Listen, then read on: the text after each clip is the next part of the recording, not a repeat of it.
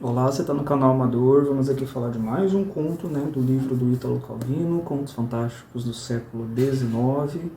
E o conto da vez é de um francês que o próprio autor, o próprio Ítalo aqui vai falar que ele não figura muito entre os mais assim badalados, que é o Philaret Charles. Se minha pronúncia não está errada.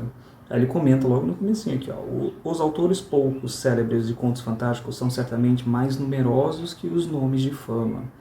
É justo que a nossa antologia dê lugar a pelo menos um deles, Philaret Charles.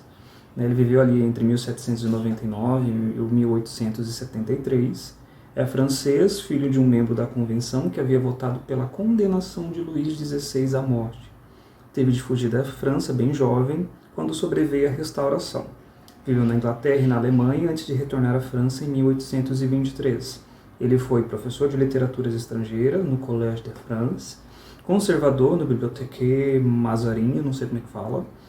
Pertence à família de escritores bibliotecários, como antes dele Nordier e depois Schwab e Borges. E o conto da vez se chama O Olho Sem Pálpebra. Ele foi publicado ali em 1832. E quando você termina de ler esse conto, O Olho Sem Pálpebra, ele é francês, mas como ele passou bastante tempo ali na Inglaterra, então você vai encontrar muito nesse conto da cultura, principalmente escocesa, tanto que tem uma parte que ele faz referência aos escritos de Walter Scott. A gente já leu um conto do Walter Scott aqui, que tem aqui inclusive nesse livro, e muito dessa cultura escocesa, onde você encontra essas lendas de gnomo, duendes, enfim, trasgos, montanhas e florestas amaldiçoadas, enfim, tudo isso vai encontrar dentro desse conto aqui. E o que vai aqui já começa o conto numa época de Halloween, O Halloween lá finalzinho de agosto, setembro mais ou menos. A gente conhece o Jock Mirdelan, acho que é assim que se pronuncia. Ele é um fazendeiro, viúvo, mora sozinho, e é descrito que ele já está ali como um festeiro ali do Halloween e tal, E muito do que acontece das tradições e superstições do Halloween é a questão dos casamentos, relacionamentos. Então as pessoas vão ser movidas a essas superstições para tentar ali prever o seu próximo relacionamento, prever o que ela no relacionamento atual, até quando vai ir, E o Jock Mirland, ele é um fazendeiro viúvo porque é descrito que ele teve uma esposa chamada Tuesday,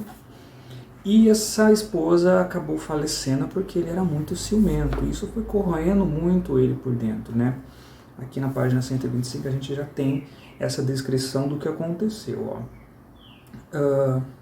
Era uma moça do cantão que unira seu destino ao de Mirland. Tinha morrido de parto depois de 2 anos de casamento, e Mirland havia jurado nunca mais se casar. Na vizinhança, ninguém ignorava a causa da morte de Tuesday. Era o ciúme de Mirland. Tuesday, uma menina delicada, tinha apenas 16 anos quando se casou com um fazendeiro. Amava-o e não conhecia a violência dessa alma, a fúria capaz de excitá-la, o tormento cotidiano que podia infligir a si mesmo e aos outros. Jock Mirland era ciumento. A ternura ingênua de sua jovem companheira não o deixava sossegado. Um dia, em pleno inverno, mandou-a fazer uma viagem a Edimburgo, para arrancá-la das pretensas seduções de um jovem laird, e aqui a gente já tem a tradução que é um proprietário de terra, que tivera a fantasia de passar o inverno no campo. Então, todo mundo ali daquela região sabia, da índole dele, que ele era já viúvo, não queria se casar, e ele olhava esse povo nessa festança de Halloween, fazendo essas superstições, jogando ali ao acaso as questões de relacionamento. Ele falava abertamente que não acreditava mais em casamento, não queria mais se casar nunca na vida dele, o que importava, ele se bastava, enfim. E aí a gente vai passar pela questão aqui de características culturais da época que eu digo da Escócia, como costumes, superstições.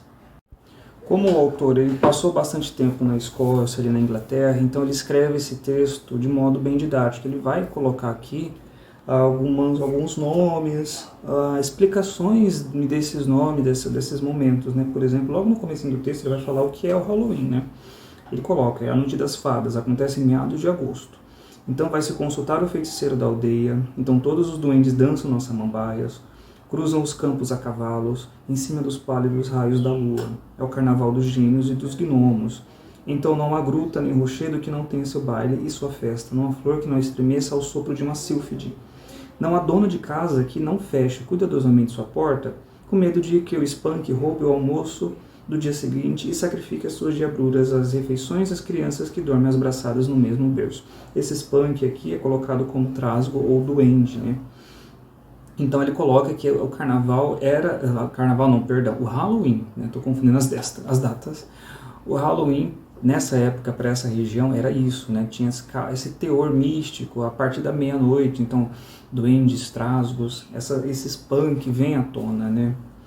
Aí ele colocava, portanto, os spanks dançavam na relva miúda de Cáceres, é o nome da região.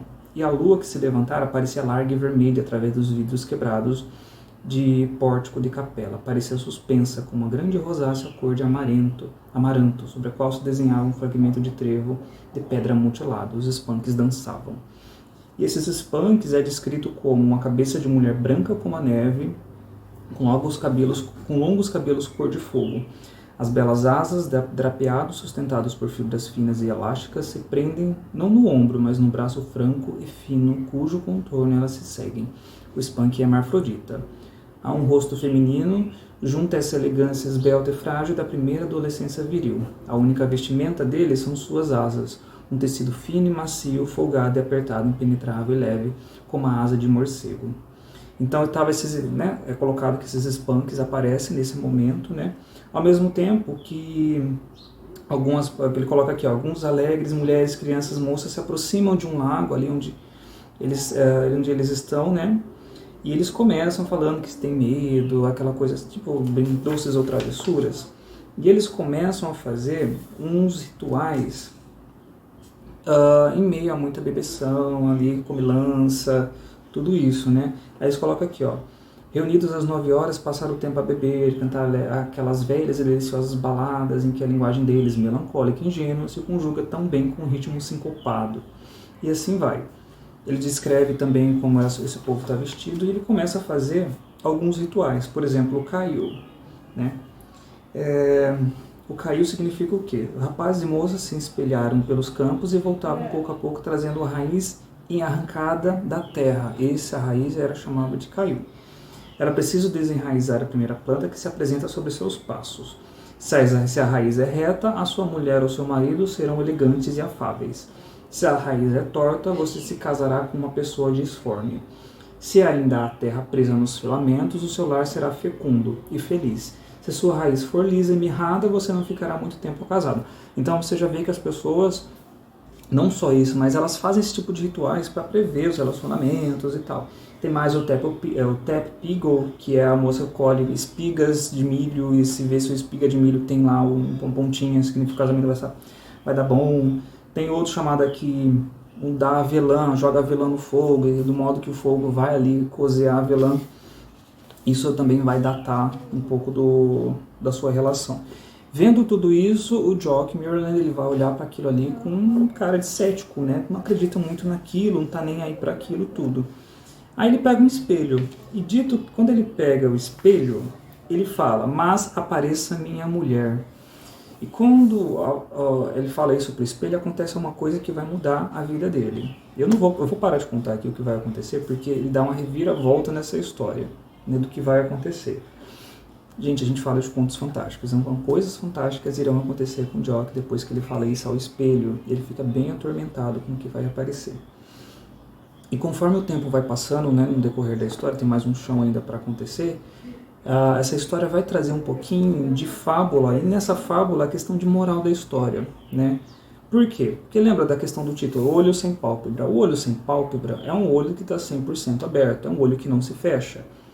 E o que acontece? Jock, ele era ciumento, né? Ou seja, não fechava os olhos para nada do que acontecia com a esposa dele. Então, de certa maneira, o que vem acontecer com o Jock depois que ele olha e fala no espelho, apareça a minha mulher, vai servir de, como dizer, uma lição, né? Vai servir de uma lição. E logo no comecinho, né, do texto, quando o Ítalo Calvino vai apresentar aqui o autor, ele coloca aqui, ó, é um conto de ambiente escocês sobre as crenças populares dos duendes e das fadas, representadas com adesão ao espírito pânico e pagão, mas também com uma condescendência de anátema cristão que se associa aos cultos diabólicos. Aí ele coloca depois: é a época da descoberta romântica do folclore e da moda escocesa dos romances de Walter Scott. Fica a dica aqui desse conto, que é muito bom, gostei pra caramba, não conheci o autor, né, foi uma grata surpresa, não sei se é possível encontrar em domínio público, mas enfim, se você encontrar esse livro, ou esse conto em algum livro de antologia de contos, pegue para ler que você vai se surpreender com esse final. Fica a dica aqui desse conto, desse autor. Se você gostou do vídeo, curta, se inscreva no canal, tem vídeo aí toda semana e até a próxima.